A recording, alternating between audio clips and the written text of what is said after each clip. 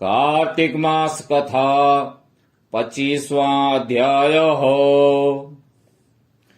दैत्य गुरु शुक्राचार्य ने राजा बलि को बौने ब्रह्मचारी रूप में भगवान के आने का कारण बतलाते हुए कहा, हे राजा बलि, तुम्हारा राज्य प्राप्त करने के लिए ही अदिति के गर्भ से जन्म लेकर भगवान विष्णु स्वयं इस रूप में तुम्हारे यज्ञ में आए हैं। दान के रूप में कुछ भी मत देना, वरना चले जाओगे। इसके उत्तर में बलि ने कहा, हे गुरुदेव, आप मुझे अधर्म का उपदेश क्यों देते हैं? घर आए याचक को दान न देना अधर्माचरण नहीं तो और क्या है? यदि विष्णु भगवान स्वयं याचक बनकर मेरे द्वार पर आए हैं तो इससे बढ़कर मेरे लिए सौभाग्य की और क्या बात हो सकती है। मैं जितने यज्ञ आदि करता हूँ वह सभी भगवान विष्णु को प्रसन्न करने के लिए ही करता हूँ।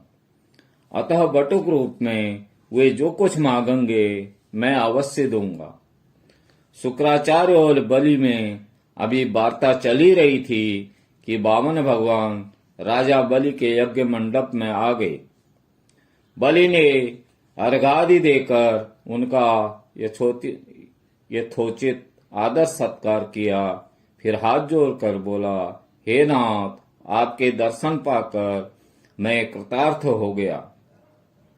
अब आज्ञा दीजिए कि मैं आपकी क्या सेवा करूं। तब भगवान ने कहा, हे राजन, तप करने के लिए हमको 3 पग भूमि चाहिए।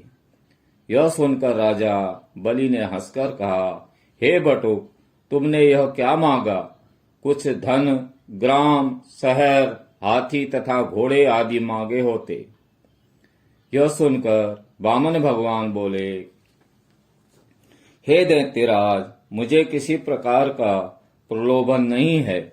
मुझे तो तप के लिए केवल 3 पग भूमि ही चाहिए। हे राजन, यह पृथ्वी सदैव किसी के पास नहीं रहती। सारी पृथ्वी को भोगने वाले मानधाता जैसे राजा आज कहाँ हैं? अतः मुझे अधिक लोभ नहीं, मात्र 3 पग भूमि ही चाहिए। चंचल लक्ष्मी को यज्ञ और दान आदि में लगाकर तुम्हारी तरह जो अपना मार्ग सुधारते हैं वे धन्य हैं। भूमि दान से उत्तम न कोई दान हुआ है, न ही आगे कोई होगा। अतः हे दानवीर राजा, मुझे मात्र 3 पग भूमि दे दीजिए।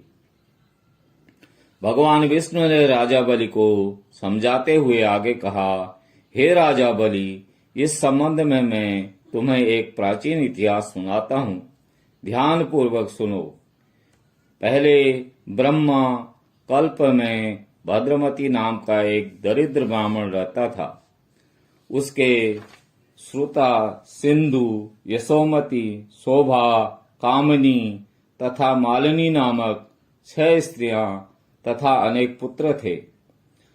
जब दरिद्रता के कारण सभी भूख से अत्यंत दुखी हो गए, तब वह ब्राह्मण सकुटुंब कौशाम्बी नामक नगरी में चला गया। वहां जाकर भद्रमती ने सुघोष नामक एक धनी ब्राह्मण से 5 पग भूमि मांगी, जो उसने दे दी।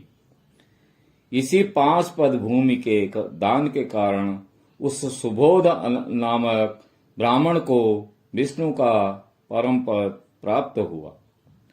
तत्पश्चात एक अन्य ब्राह्मण के मांगने पर भद्रमती ने वह दान में मिली हुई 5 पद भूमि उसे दान में दे दी, जिससे भद्रमती को मोक्ष की प्राप्ति हुई।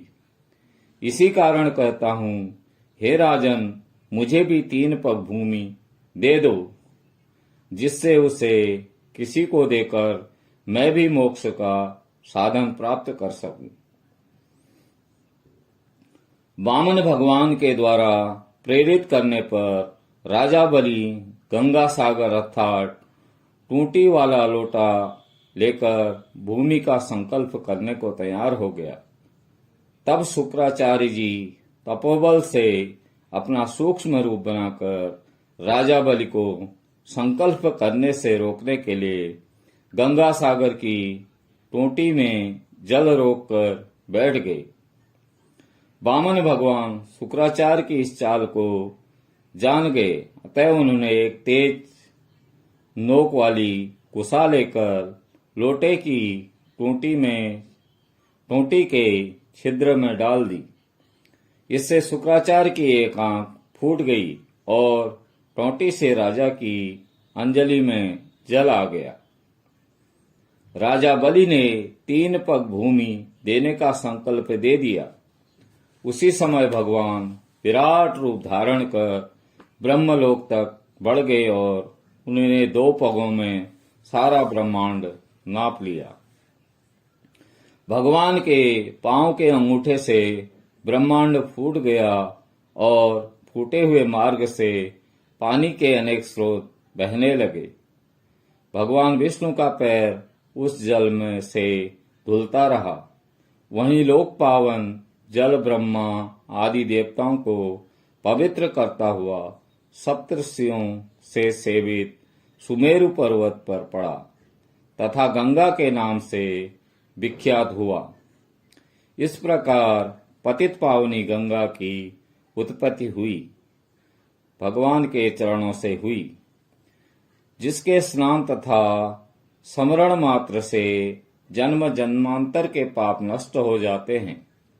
यह दृश्य देखकर समस्त देवता तथा ऋषि मुनि स्तुति करते हुए बोले, हे अनंत मूर्ति, जगत संचालक, परम पिता और सबके स्वामी, आपको नमस्कार है।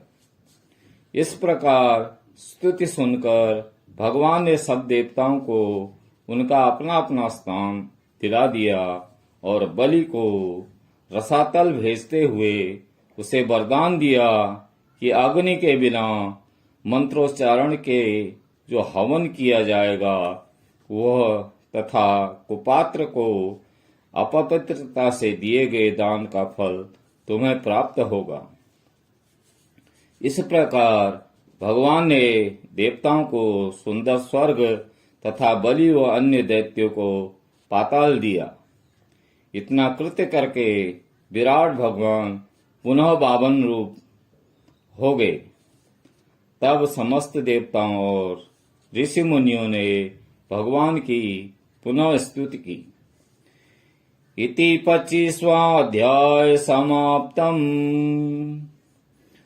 भजमन नारायण नारायण नारायणं, श्रीमन नारायण नारायण नारायणं। बोलो नारायण